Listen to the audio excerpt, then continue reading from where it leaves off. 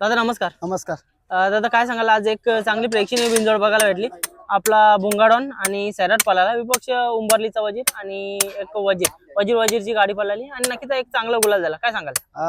दोन्ही पण गाड्या, आपली गाडी पण चांगली, अतिशय चांगली पळते. परत उंबरलीचा वजीर आणि कोलीकोपरचा वजीर, ती पण गाडी चांगलीच पळते. त्या गाडीचं नाव होता आपला सैराट घेसर, ते नाव फिरवला, आपण बैल लपून काढला.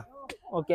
दादा भुंगा आता बघा एकदम चांगला पळतोय. पुसेगाव हिंदकेसरी मैदान आले तरी पण अजून इथेच आहे म्हणजे मैदानामध्ये. काय सांगाल, प्रेक्षक वाट बघतायत तिकडे घाटावरती? आता काय सांगू तुम्हाला, आता दादांचं इलेक्शन आहे 20 तारखेला. इलेक्शन होता 2 तारखेला, त्यानंतर गाडी इलेक्शन पुढे ढकलल्यानंतर 20 तारखेला इलेक्शन असल्यामुळे आम्ही बैल इथे पलवाचा निर्णय घेतला. मग पुसेगावचं नियोजन वगैरे कसं काय केलं? पुसेगावला बैल पळायला नाही जाणार. अरे वा मित्रांनो, एवढा मोठा नंदी आज कुठं ना कुठं तरी कामाचे मुलं आज आपल्याला पुसेगाव हिंदकेसरी मैदानामध्ये पळायला भेटणार. दादा एक प्रेक्षकांची इच्छा देखील असतं, पण कुठून कुठेतरी आज नाराज होते प्रेक्षक. काय सांगाल त्या प्रेक्षकांना? प्रेक्षक थोडेफार तर नाराज होणारच, पण काय करणार, दादांचं इलेक्शन असल्यामुळे बैल पाठवू नाही शकत आपण तिकडे, बैल पळू शकत नाही आपण. आज मिलिंद दादा आले नाही, काय सांगाल? तेच आता रॅली प्रचार चालू झाले दादांचे इलेक्शनचे, त्याच्यामुळे गडबडीमुळे दादा आज मैदानात नाही आले. आज भुंगा बडवंकडे बघता काय वाटलं? कारण का एकदम चांगली गाडी पळाली आणि एकदम टॉप स्पीड लागला. ही गाडी जेव्हा पळतं ना तेव्हा चांगलीच पळतं. काय सांगाल? आता तुम्हाला सांगा, ही दोन्ही पण बैला, सैराट आणि भुंगा, ही बैला दोन्ही पण बैला, ही दोन्ही रस्त्यातून पळणारी बैल आहे. दोन्ही साईडून डावीतून पळणारी गाडी आहे ना उजवीतून गाडी पळणारी आहे. सैराट हा ओव्हरटेकचा किंग बोलतात त्याला, दोन्ही रस्त्यातून आतून पळणारा ओव्हरटेकचा किंग बोलतात ना. भुंगाचा काय बोलूच नका, चारी खांदी कुटुंब बैल पळणारा बैल आहे. आज बघतो एवढा चांगला नंदी आज आपल्या दावणीला आलाय. खरोखर मिलिंद शेटने कुठून कुठेतरी पुण्य केले असतील.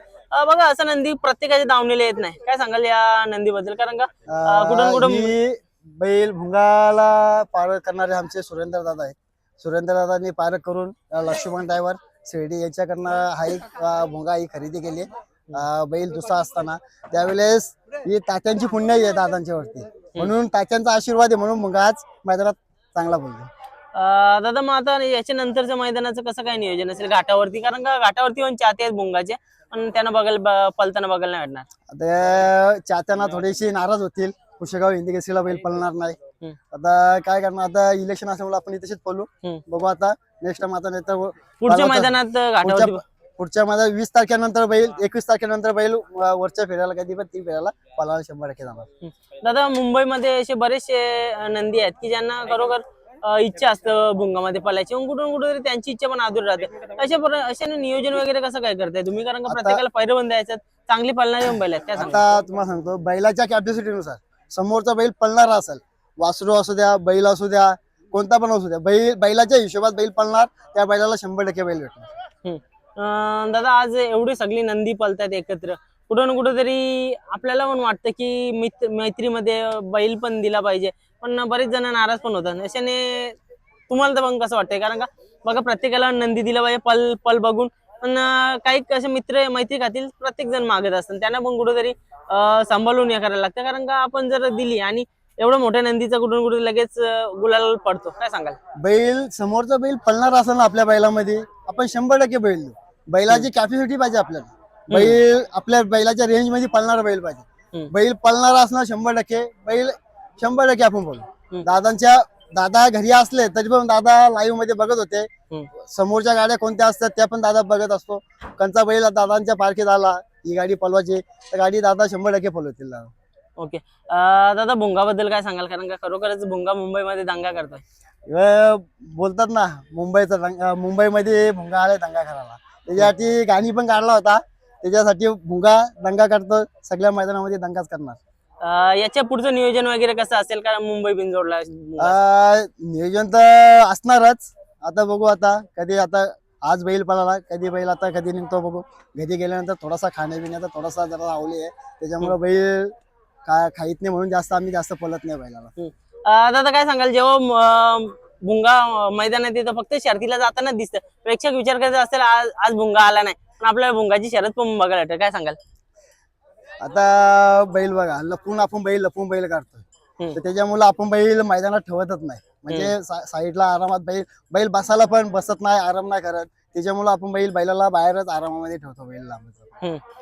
दादा शेवटचाच प्रश्न घेतो. आता बघा मिलिंद शेट पण बोललेलो की एखाद्या मैदानामध्ये आपल्याला म्हणजे बघा मुंबईचे दोन भाषे एकत्र बघायला भेटेल, एक मथुर पण पडलेला आणि आपला भुंगाडोम पण पडलेला, असं बोलत होते. म्हणजे कसं काय नियोजन वगैरे काय झालंय का? आता दादांचं इलेक्शन उद्या, दादा पण बोललेत, मी पण बोललो होतो.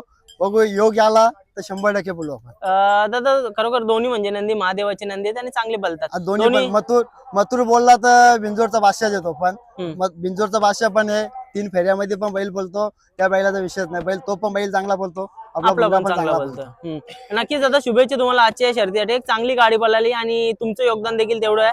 आज बघतोय आपण मिलिंद शेट नेहमीच समोर असतात बाईट द्यायला, पण आज तुमच्याशी बोलून पण चांगलं वाटलं. दादाला बघत असतो, दादा पण नेहमी भुंगाडवान सोबत कायम असतात, घाटावरती असू दे मुंबईवरती असू दे, नेहमीच एवढी सगळी मंडळी असते. या मंडळीची किती म्हणजे बोलतात ती मेहनत असते किंवा काय त्यांचं वर्कआउट असतं बैला मागचा? तुम्हाला सांगतो बघा, बैल सकाळी धुतण्यापासून तर बैलाला सगळं टेम्पो मध्ये रंगवण्यापासून सगळं करण्यापासून सगळी पोरं आपल्या असतात. शुभम असतो, ऋषी असतो, सोनू असतो, रामदास असतो, रोहित असतो, ही सगळी पोरं सगळी असतात. त्याच्यामुळे काय साथ द्यायला आपल्याला काय भरपूर पोरं असतात. मैदानात माणसं कमी असतात आपल्या वाटी, पण साथ देण्याला आम्ही 7-8 जण पोरं असले ना तरी पण आम्हाला पुष्कळ होतं. बैल सगळी व्यवस्थित होतं सगळं. मित्रांनो बघा, हाच आहे आपला मुंबईचा केला आणि कुठून कुठेतरी दादांच्या तोंडून पण इतरांचा नंदी का ना असून द्या, कारण का बघा नंदी आहे शेवटी महादेवाचा रूप आहे आणि त्यालाच म्हणजे एक मानणाऱ्या दादांचा देखील स्वभाव आहे. कोणीच कोणाच्या नंदीला वाईट बोलत नाही. येणाऱ्या काळामध्ये मैत्रीपूर्ण शर्ती पण होतात, त्याच्यानंतर पैरे पण होतात. एक प्रेक्षकांची इच्छा म्हणून दादांनी बोलून पण दाखवली, तर दादांची बोलून पण चांगला वाटला. आणि नेहमीच आपल्या पडद्यामागचे कलाकार आपण बघतोय, एक चांगली मेहनत त्याच्यामुळेच आज भुंगाडावून कुठे कुठे टॉपला आहे आणि एकदम नंबर मध्ये पळतंय. धन्यवाद दादा. धन्यवाद.